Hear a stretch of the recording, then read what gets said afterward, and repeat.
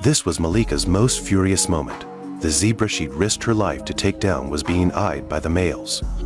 The moment she realized they were moving in to steal her kill, Malika didn't back down, not this time. Watching these greedy males take everything without giving anything back, she rose up and fought back. The lionesses had been pushed around long enough, but against males built twice their size, there was nothing they could do. Until the day a rogue male appeared and changed everything for the pride. Two males should have had every advantage, but one refused to fight. Only the other stepped up to defend the territory, and nobody expected what happened next. The rogue male was enormous. Even facing two opponents, he didn't flinch. Within minutes, the pride's old males were overwhelmed and fled, abandoning everything they'd claimed. The pride had a new ruler, but staring at this stranger she didn't know, Malika couldn't help but worry. What kind of male had just walked into their lives?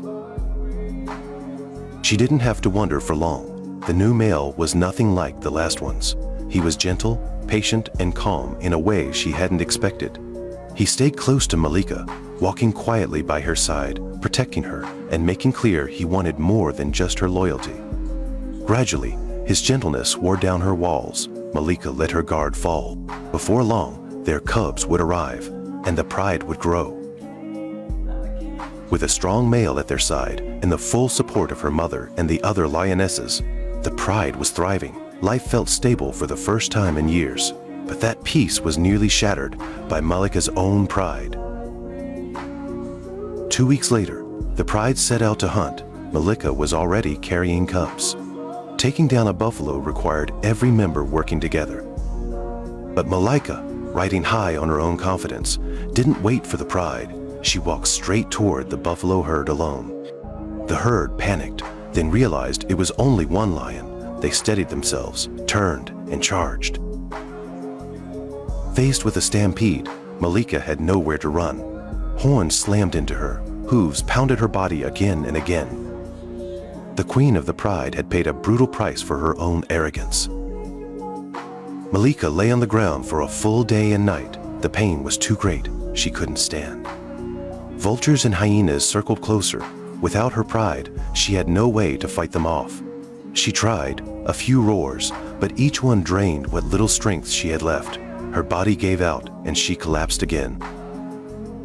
She was on the edge of giving up when she felt something stir inside her. She knew exactly what it was, her cubs. That feeling reached somewhere deep and woke something fiercer than survival instinct. For her cubs, she had to keep going. Something she'd never felt before surged through her, and Malika forced herself to her feet, trembling, and walked toward the pride. She made it. She found her way back. The moment she saw her mother, she knew she and her cubs were going to be okay. With the pride around her, Malika could finally rest and heal. 3 months passed quietly. Malika's wounds healed, and her cubs were born. She hid them in the same dry riverbed where she herself had been born. The 3 cubs made it through those first fragile weeks and were now old enough to follow their mother.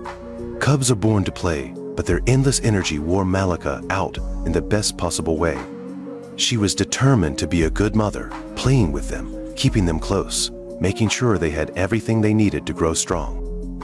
Soon, she'd bring them back to the pride for the first time. Surrounded by family and protected by their father, these 3 cubs had a far better chance at a long life than most.